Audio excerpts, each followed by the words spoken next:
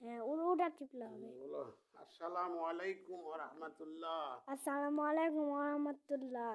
আমি মোহাম্মদ মোহাম্মদ আলিফ আলিফ আপনাদের আপনাদের সম্মুখে সম্মুখে আমি কিছু দিনের কথা, ইসলামের কথা আলোচনা আলোচনা করছি।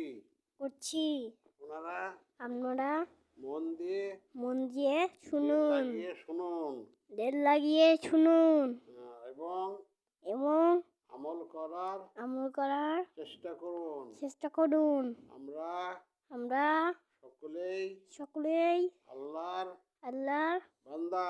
বান্দা এবং প্রিয় নবী রাসূলের মুহাম্মদুর সাল্লাল্লাহু আলাইহি সাল্লামের আমরা উম্মত। তাই যেন আমরা আমরা ভালো কাজ গুলি করি এবং নামাজ রোজা গুলি পালন করি এবং আমরা ভালো কথা গুলি যেন বলি কারো সাথে খারাপ ব্যবহার করি না, খারাপ আচরণ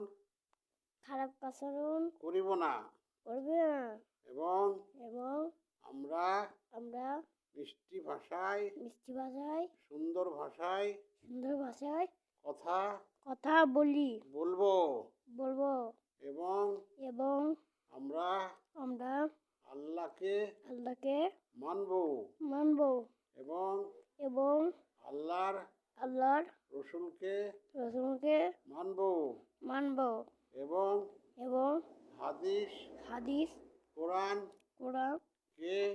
কে মেনে চলবো এবং দিনের